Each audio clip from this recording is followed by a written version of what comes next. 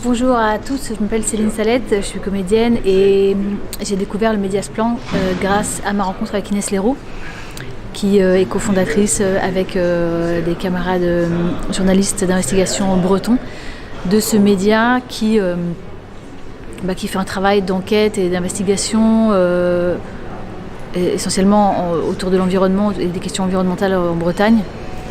Je suis, de parce que j'ai vu de leur travail,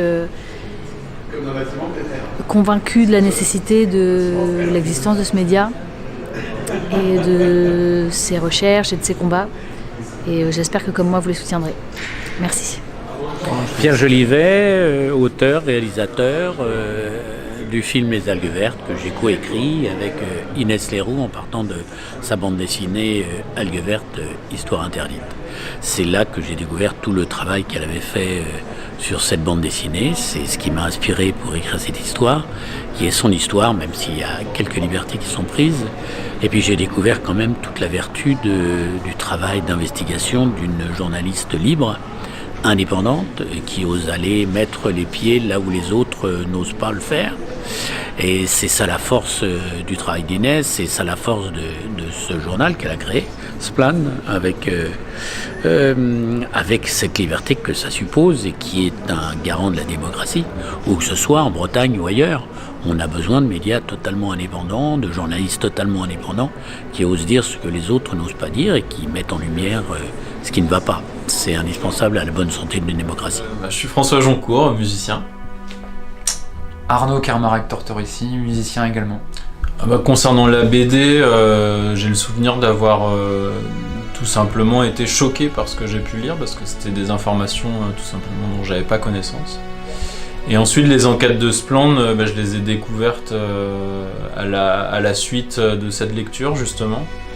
Et je trouve que elle nous donne à réfléchir sur un modèle agricole qui produit des situations on ne peut plus délétères sur le plan écologique, certes, mais aussi économique et social. Donc c'est ça, à mon sens, qui est vraiment très précieux dans le travail de Splan, c'est que ça ne se contente pas, entre guillemets, de travailler sur un seul pan. Ça aborde tout un ensemble d'enjeux sociétaux. Et ça, c'est la force de ce genre de médias, de nous donner à voir une réalité autre. Oui, c'est là où Splan et les enquêtes des lanceuses et lanceurs d'alerte visent juste, c'est d'aller chercher les vraies responsabilités.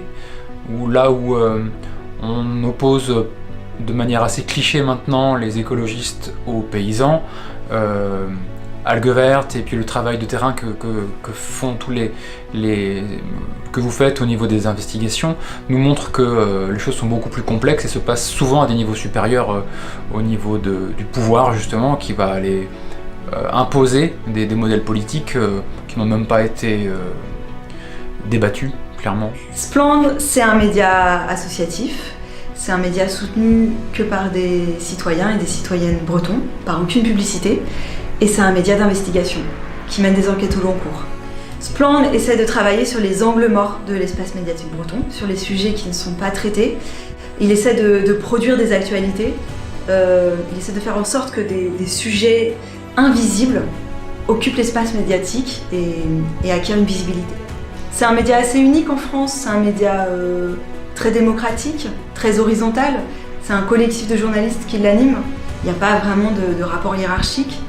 Et c'est un média qui investit sur énormément de plans. Par exemple, il participe à créer aujourd'hui l'Office français des atteintes à la liberté de la presse. Dans la jeunesse de Splan, il y avait vraiment l'idée des atteintes qui avaient été faites à mon travail. J'avais notamment été poursuivie en diffamation. Les atteintes qui ont été faites aussi au travail de Morgane Large et les déboulonnages de roues qu'elle a connus.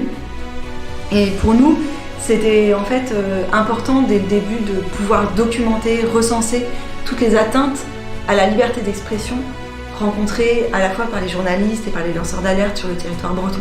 Les donateurs et donatrices de Splan ont un rôle crucial. Déjà, elles peuvent faire des dons mensuels, même des tout petits dons, ce qui permet d'acquérir une certaine pérennité à notre média. Elles peuvent nous envoyer des sources, bien sûr, et puis surtout, elles contribuent simplement à ce que nos enquêtes puissent exister et à ce qu'on puisse payer des enquêteurs et enquêtrices.